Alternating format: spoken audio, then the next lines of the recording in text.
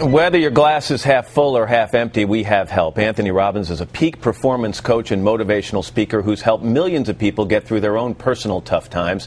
Tony, it's good to have you here. Good morning. Thank you, Matt. Let me talk about fear right off the bat. Fear of not being able to make ends meet, provide for your family, fear you're going to lose your job or your home or a combination of the two. How do you tell people to deal with the emotion of fear?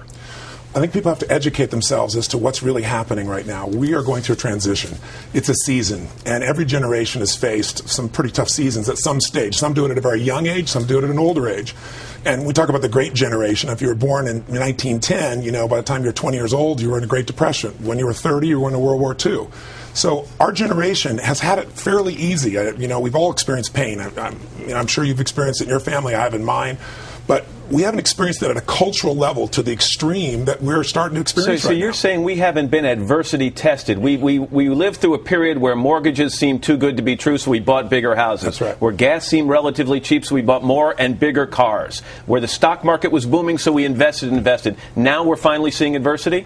We're seeing it at a much deeper level, and we're going to see more of it. I mean, we have $9.5 trillion worth of debt against the GDP that's, $13.5 trillion. So there are real challenges. They're not going to go away tomorrow. But here's what we have to be able to do. With every season, there are challenges, just like nature seasons, and there are opportunities. And right now, while you're seeing, huge deflation that we're seeing right now in prices of real estate, we're seeing people losing their homes at 250,000 people a month. We're putting ourselves in a position, we see this tremendous volatility in the stock market.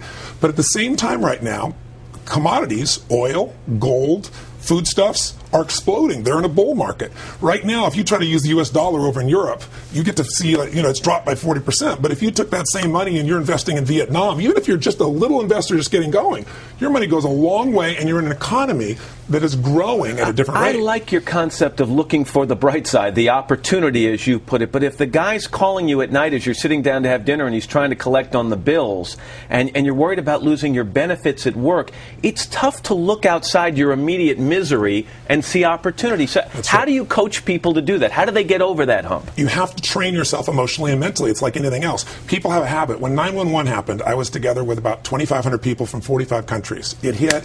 We got the phone call at 3 in the morning. We're actually in Hawaii. And I had about 110 different people from the financial district here. Many people live there. So 65 people plus had lost their entire business, all their friends, all their family. What happened that day is you saw people's emotional fitness. People that are angry got angry. They always get angry. People that were fearful got even more fearful. It was the end times. There were individuals there that were caretakers, and they were out there finding it. So it's a habit to find your emotions. So what I'd say to people is you have to discover what your emotional pattern is, and then you condition the emotion you do need.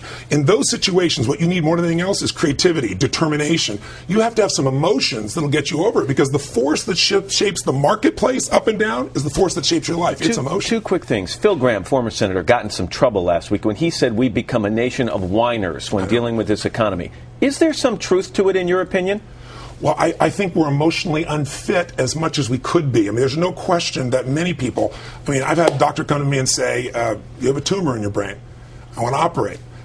So is Lance Armstrong. The question is, when those things happen, what do you focus on? What does it mean? What do you do? Do you focus on, why did this happen to me?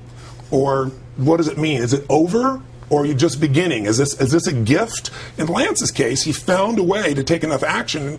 After you deal with cancer, you look over at somebody on a bicycle, and it's pretty easy. He wins 7 of these in a row. So if we're supposed to get in this emotional good shape earlier on in our lives, is there an opportunity here, Tony, for parents? Families are going through a hard time.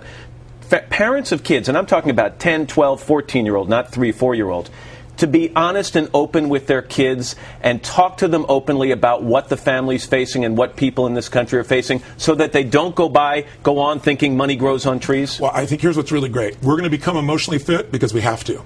Necessity is there. But the thing that will give people hope is not positive thinking, it's role models. Sir John Templeton is one of my heroes. I interviewed him not long ago, and he just passed away, as you probably know, about a week ago. And here's a man who started with nothing. In 1939, Hitler is invading, and he went out at that time and said, maximum pessimism is when you can do the best. This is when you can grow.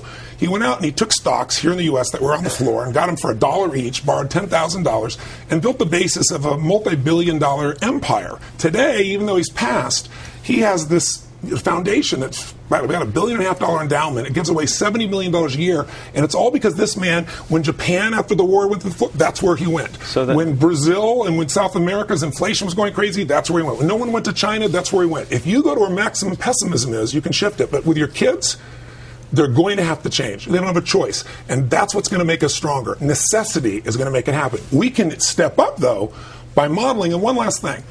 Quickly, finding a way to get outside yourself. When things are the worst for you, there's always somebody doing worse. 2/3 or almost a little more than half this planet lives on $2 a day.